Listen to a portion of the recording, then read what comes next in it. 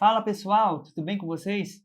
O Wellington Oliveira por aqui, para a gente continuar nossa série Mais de Bíblia. Nós estamos estudando sobre Filipenses, sempre com meu amigo Alisson Fernandes. Obrigado. Valeu, meu amigo, obrigado aí. Mais uma vez aqui com a gente, Amém. debatendo, passando o conhecimento dele para nós também, através desse livro bastante interessante que é Filipenses.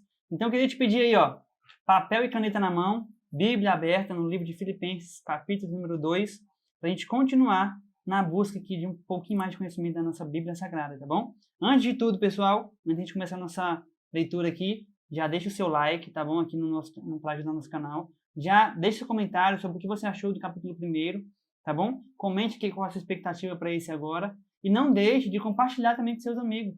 Talvez seus amigos estão com dificuldade de ler a Bíblia aí. Você, cara, você pode ajudar ele. Como? Compartilhando esses vídeos. São vídeos curtos que ajudam ele a entender. Tem muita gente que não entende. Lê, mas não entende nada. Então a gente está aqui para tentar ajudar essas pessoas aí a entender um pouquinho mais da Bíblia Sagrada, tá bom? E você pode ser esse ajudador. Compartilha com seus amigos aí nos grupos para que eles possam também conhecer, tá bom? Pegou já sua Bíblia, sua caneta e seu papelzinho para a gente poder começar? Vamos lá, né, Alisson? Começar mais uma leitura aqui hoje. Vamos lá, capítulo 2, hein?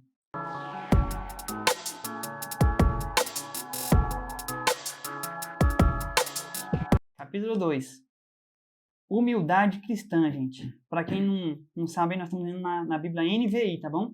Então, se você está lendo no celular aí, procura NVI, que é nessa versão que nós estamos lendo, para você acompanhar tudo certinho as palavras, tá bom? Capítulo 2 de Filipenses diz assim: se por estarmos em Cristo, nós temos alguma motivação, alguma exortação de amor, alguma comunhão no Espírito, alguma profunda afeição e compaixão, completem a minha alegria, tendo o mesmo modo de pensar, o mesmo amor, um só espírito e uma só atitude. Nada façam por ambição egoísta ou por vaidade, mas humildemente. Olha só que interessante, ó. Considerem os outros superiores a si mesmo. Cada um cuide não somente dos seus interesses, mas também dos interesses dos outros. Aqui não tem como não parar para comentar isso aqui. De forma nenhuma. Não tem como, porque olha só, cada um considera o outro superior a si. A Bíblia, Paulo está nos ensinando aqui a fazer o quê? A considerar o outro superior a si. E o que nós fazemos? Eu sou melhor que ele se acha melhor que eu sou melhor que vocês. E não é isso, gente. O reino não é isso. Não é isso. E esse considerar as outras pessoas aqui superiores a si mesmo não é uma questão de a pessoa se considerar uma pessoa inferior às outras pessoas. Isso aqui acho que o apóstolo Paulo está tratando muito a respeito da humildade cristã que nós precisamos ter. Sim. De considerar as pessoas superiores a nós mesmos, ou seja, as pessoas mais importantes do que nós mesmos.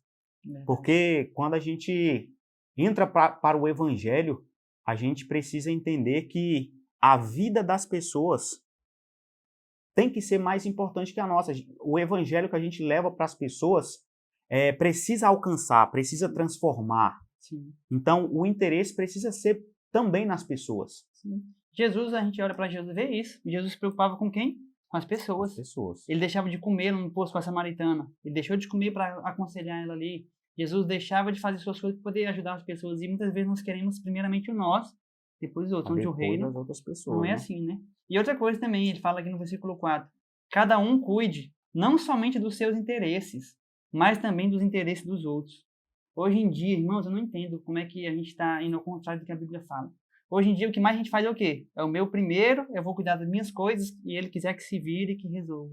E onde a Bíblia fala o seguinte, ajuda uns aos outros. Exatamente. Ou então, eu cuido das minhas coisas, eu faço o que tem que ser feito para mim, se sobrar tempo, se sobrar alguma coisa, eu faço para os outros. Exatamente. E não é assim, gente. O reino... Não pode ser assim, né? Não é isso, né?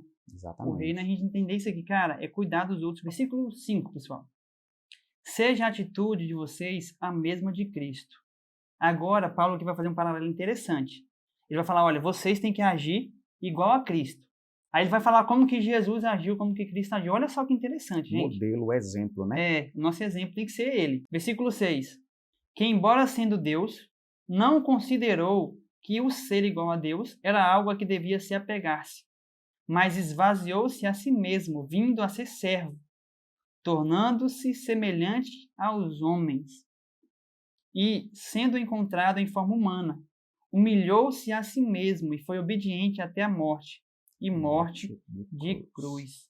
Olha só, o nosso Jesus, a nossa base, ele não se apegava a título, a posse, àquilo que ele tinha. Ele tinha tudo lá no céu. Ele era o rei, ele governava tudo, mas ele abriu mão de tudo, não se apegou àquilo. Não se apegou àquilo.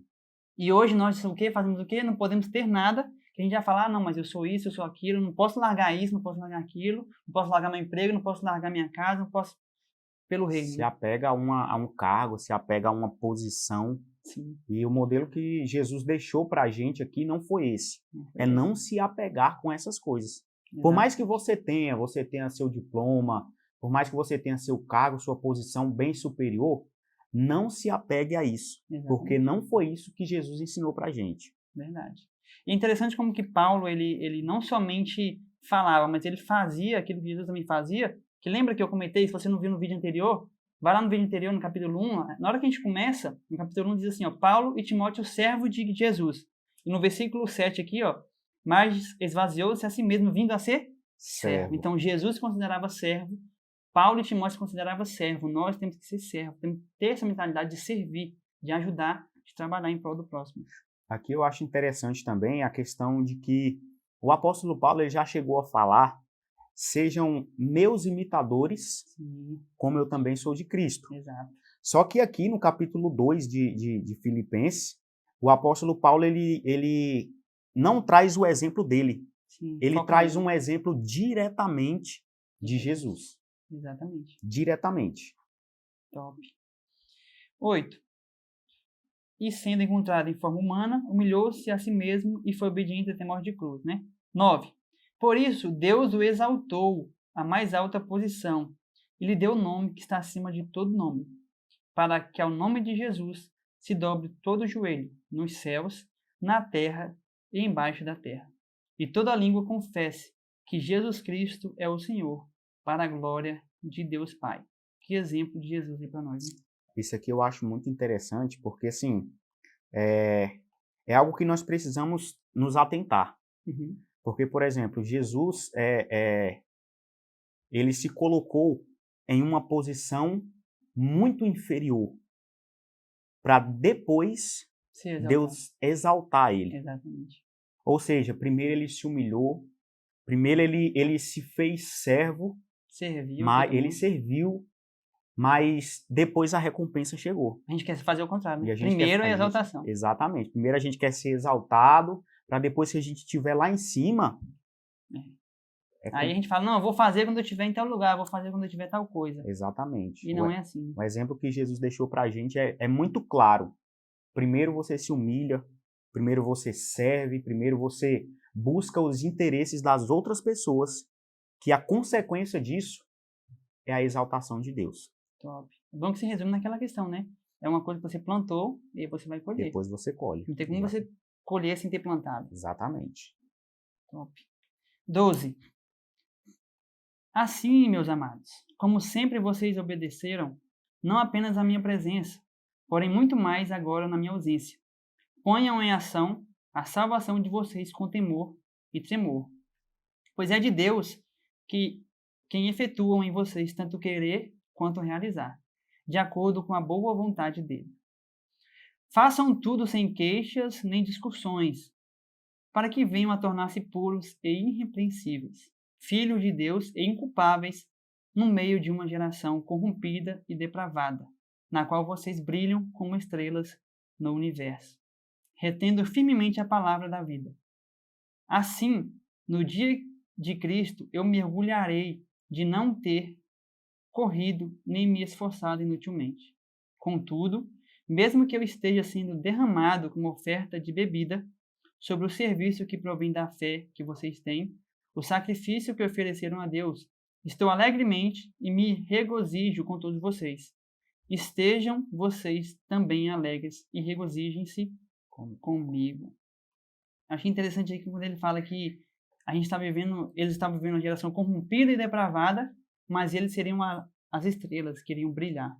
Mostra que a gente tem que dar um testemunho hoje em dia também. Por mais que a nossa sociedade, a nossa comunidade, o nosso meio está meio corrompido, nós temos que dar exemplo de uma vida cristã, de uma vida de salvação, íntegra ali. Exatamente. O lugar não pode fazer a gente, Exatamente. né? A gente pode estar no meio de uma geração depravada, corrompida, só que o que nós precisamos ser é irrepreensíveis diante dessas pessoas.